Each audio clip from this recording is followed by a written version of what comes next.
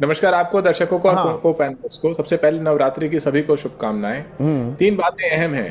पहली बात कि जीएसटी के अलग से जुड़ी हुई अलग अलग समस्याएं हैं जो कि एक फ्रैंकेस्टाइन इस सरकार ने क्रिएट किया है। जिस तरीके से आपने अलग अलग स्लैब्स बनाए जिनका कोई तुक नहीं था कि सॉल्टेड पॉपकॉर्न पे कितना टैक्स लगाएंगे, प्लेन पॉपकॉर्न पे कितना टैक्स लगाएंगे, पराठे पर भी टैक्स लग रहा था, दूध और पनीर पर पहली बार टैक्स लगा। अभी राजेश कह रहे थे पहले बहुत टैक्स होते थे। भाई दूध पनीर पे कौन सा टैक्स होता था? मुझे आपकी आवाज साफ नहीं आ रही तो मैं अपनी बात पूरी कर लेता हूं। करिए प्लीज। जिस तरीके से आपने बिना किसी लॉजिक के अलग अलग स्लैब्स बनाए, जिस तरीके से आपने जीएसटी कमीशन के माध्यम से, जो फॉर्मर सीईए भी कह चुके हैं कि टैक्स टेररिज्म को बढ़ावा दिया, कि आपने नए टैक्स के थानेदार बना दिए जो कि छोटे व्यापारियों को लगातार आज भी उनके लिए नाइटमेयर हैं। जिस तरीके से एकेडमिक इंस्टीट्यूशंस को रिसर्च से जुड़े हुए जीएसटी के नोटिसेज आए, जिस तरीके से राज्यों का जीएसटी के चलते नुकसान हुआ उसकी भरपाई आपने नहीं की, जिस तरीके से आपने सेस और सरचार्ज लगाए जो आपने राज्यों को नहीं दिए, तो जहां पर जीएसटी नाम का इस फ्रैंकेनस्टाइन ने देश का नुकसान किया, गरीबों का नुकसान किया। अलग अलग रिपोर्ट्स ने बताया कि 50% से लेके 65% तक जीएसटी गरीब लोग दे रहे हैं, जो 50% से कम। 64% दे रहे हैं भाई, आंकड़ा है बाकायदा, सरकार मानती है इस आंकड़े को। बिल्कुल। तो ऐसे में आपने देश के जो गरीब, कमजोर, साधारण उद्यमी हैं, उनकी तो आपने कमर तोड़ दी। यहाँ पर एक दर्शक हैं सैयद साहब, सैयद नक्की नाम दिख नहीं रहा मुझे ढंग से। ऐसा लगता है कि फ्लॉक फिल्म को टैक्स फ्री कर दिया गया है। बिल्कुल सही कह रहे हैं कि अब जब आपने इतनी सारी तरीकों से आम आदमी की और आम उद्यमी की कमर तोड़ दी, तो देश के प्रधानमंत्री नवरात्र के सीजन से पहले एक नए सेल्समैन के रूप में आए हैं कि देखो, पर खपत तो बढ़ेगी ना, आम आदमी की जेब में थोड़ा पैसा आएगा। अच्छा है भाई, देश के प्रधानमंत्री सेल्समैन नहीं है ना। ये टैक्स आप 5% लगाइए, 10% लगाइए, आपका लगाया हुआ है। आप तय करते हैं कॉर्पोरेट कितना टैक्स देगा। कभी आप कॉर्पोरेट के सेल्समैन बन जाते हैं, कभी आप आम आदमी को डिस्काउंट देने की बात करते हैं। देश के प्रधानमंत्री, देश की सरकार को नीति बनानी चाहिए और नीति के माध्यम से लोगों का फायदा होना चाहिए। ये एक अहम सवाल आया है। एक सेकंड घनश्याम, रक्षा सिंह हैं हमारे दर्शक आगरा से, वो कह रहे हैं कच्चा माल 18% स्लैब के दायरे में और तैयार माल 5% स्लैब के दायरे में, ऐसे में दाम कैसे कम होंगे? ये बड़ा वाजिब सवाल है इनका।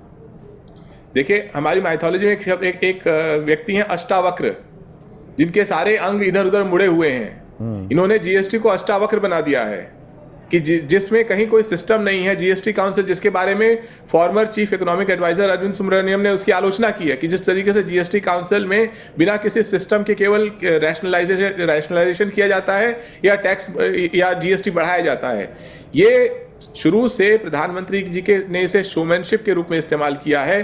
देश में टैक्स का नया सिस्टम लागू करें जिससे लोगों का फायदा हो। ठीक है विनोद गर्ग, एक सवाल जो मैं लगातार उठाता आया हूं पहले भी, मलूक भाई, अगर सरकार मिडिल क्लास की इतनी हमदर्द है तो पेट्रोल डीजल को जीएसटी के दायरे में क्यों नहीं लाती? असल तो छूट वहां मिलती ना, हर आदमी कहीं ना कहीं पेट्रोल डीजल का उपभोक्ता तो है ही। एक तो पूरे देश को आज नवरात्रों की बहुत हार्दिक शुभकामनाएं, और इस अवसर पर देश की सरकार ने जो किसान, गरीब, मजदूर, कमजोरों को जो छूट दी है, इस पे भी जो सो कॉल्ड इंडिया गठबंधन की सबसे बड़ी पार्टी कांग्रेस, लगाया भी तो सरकार ने था, बता रहा हूँ, कांग्रेस और जो दूसरी पार्टियां हैं, इस पे भी वो विरोध कर रही हैं। इस पे क्या चाहती हैं? जहां तक आपका प्रश्न, लगाया भी तो है और क्या लगाया भी आपने, आप हटा रहे हैं तो कह रहे हैं ताली बजाओ। बिल्कुल, ये आप ही के शो पे इसी विषय पे कुछ दिन पहले मैं मौजूद था। वहां पंजाब के फाइनेंस मिनिस्टर ने, चीमा साहब ने ये कहा कि जिस साल 2017 में ये लगा था, हमें जो घाटा हुआ था वो सरकार ने, भारत सरकार ने दिया नहीं। सुल्तान सहारन है ये नौहरवासी, सुनिए ना, राजस्थान के, वो कह रहे हैं क्या गजब नीति है, 8 साल तक टैक्स टॉर्चर और अब राहत देकर उत्सव। इसी में जवाब आ रहा है। तो चीमा साहब के द्वारा ये एडमिट फैक्ट है कि उस साल प्रदेश सरकार को नुकसान हुआ। और वो डिमांड कर रहे हैं, उनकी बात सही हो सकती है, पर इससे ये भी सिद्ध होती है कि जिस पहली साल में जीएसटी जो लगाया गया था वो प्रदेश सरकारें जो कई रूप में टैक्स ले रही थी वो ज़्यादा था और कम लगाया था, और आज का वास्तविक माहौल देके जो कम करा गया है, जो कम करा गया है किसानों का ट्रैक्टर पर संदीप भाई कहीं किसी पुर्जे पर, प्लीज प्लीज, हाँ चल, अच्छा बोलिए वो देश हित और देश की जनता के हित में अच्छा काम हुआ। जो आपने कहा अभी पेट्रोलियम पे प्रदेश सरकारें अब ज़्यादा लगा रही हैं, वो लोगों पे वजन पड़ता है, तो जो आपकी बात है आज की तारीख में वो देखने में पहले झटके में लगती है काफ़ी हद तक सही बात है, और यही बात 2017 में थी। अगर वो सही करा उस समय और लगाया गया तो वो गलत, क्या बात करो, अगर आज उसे कम, एक सेकंड बाद, अगर आज उसे कम कर दिया है तो ये सही बात है, सबको इसका स्वागत करना चाहिए। पेट्रोल डीजल पर रहते हैं ना, 2014 से पहले डीजल पर 3 रुपए 90 पैसे एक्साइज लगती थी, आपके टाइम पर हो गई 31 रुपए 80 पैसे, और 9.5 रुपए एक्साइज लगती थी पेट्रोल पर, वो हो गई 32 रुपए 80 पैसे। वो कौन ले जा रहा था, और उसको वो कम क्यों नहीं कर देते? अगर पेट्रोलियम को भी जीएसटी के दायरे में ले आते उस दिन, तो आज उस पे भी कहते कि अगर कम करने पे भी कम क्यों कर दिया। उस दिन जो नुकसान पड़ रहा था प्रदेशों की जनताओं को, उसको रिलीफ नहीं आपने दिया, और आज और ज्यादा रिलीफ देके वो कम किया। आज उस पे भी चर्चा चलिए करते हैं ना एक और चर्चा। अगर देश की सौ-कॉल्ड इंडिया गठबंधन की सबसे बड़ी पार्टी कांग्रेस अभी भी विरोध करेगी, अब उनके जयराम रमेश कह रहे हैं कि ये टैरिफ वार की वजह से कम कर दिया, नहीं तो करते नहीं। टाइमिंग अरे क्या तुम चाहते हो कि टैरिफ वार अगर एक आपदा है पूरे संसार में है, अगर उसको संभालने के लिए देश की जनता को छूट मिल रही है और देश की इकोनॉमी संभल रही है, तो क्या तुम जयराम रमेश पहले आम आदमी की सुध नहीं लेने की जरूरत महसूस की? सही चले या नहीं मलूक भाई, पहले देखिए लगते हैं, क्या चाहते हो? आप चिल्लाने क्यों लग जाते? चिल्लाने से बात अगर समझानी है तो फिर चिल्लाते रहिए। मैं ये कह रहा हूं अभी क्यों सुध लेने की, अगर वो राजनीतिक आरोप लगा रहे हैं जयराम रमेश, अभी क्यों याद आई?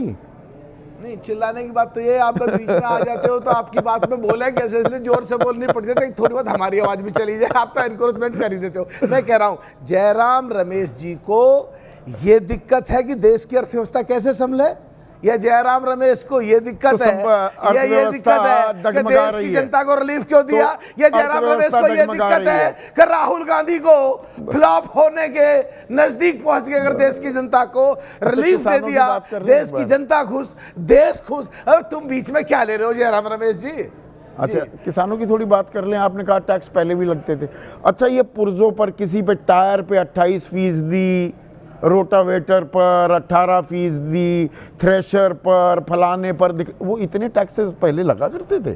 देखिए, जो अगर इनको 2017 में हम जाएंगे, नहीं लगा करते थे क्या? मैं सीधा पूछ रहा हूँ। बहुत सारी चीजों पे लगते थे। अच्छा, वो इतने अलग अलग, हाँ अलग अलग टैक्सों के नाम थे। खेती की लागत लगभग 2 गुना नहीं हो गई है। मैं जवाब दे रहा हूँ, पहले एक का जवाब ले लो, एक का जवाब आया दूसरा पूछ लो, दूसरा का जवाब तीसरा पूछ लो, तीसरा का चौथा पूछ लो।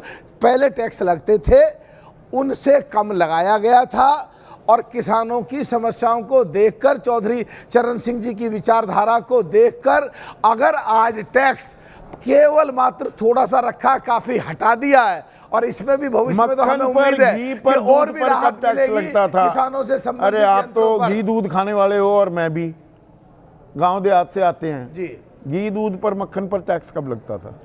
देखिए, पहले आपको पता नहीं, शायद मेरा तो ये बिजनेस भी है, मैं तो जानता हूँ, पहले भी सेल्स टैक्स लगता था, उस पर फिर सेस टैक्स लगता था, और जितना जीएसटी लगाया था उसके इक्वलेंट ही बैठता था, और आज वो कम कर दिया है, और कम करने पर भी अगर दिक्कत है किसी को, इन कांग्रेसियों को, तो ये क्या चाहते हैं, ये फ्लॉप हो जाएंगे बिल्कुल। अगर ऐसे ही अच्छी बात का, किसानों के हित के, गरीबों के हित के, देश के हित की बात करेंगे तो बिल्कुल खराब हो जाएंगे।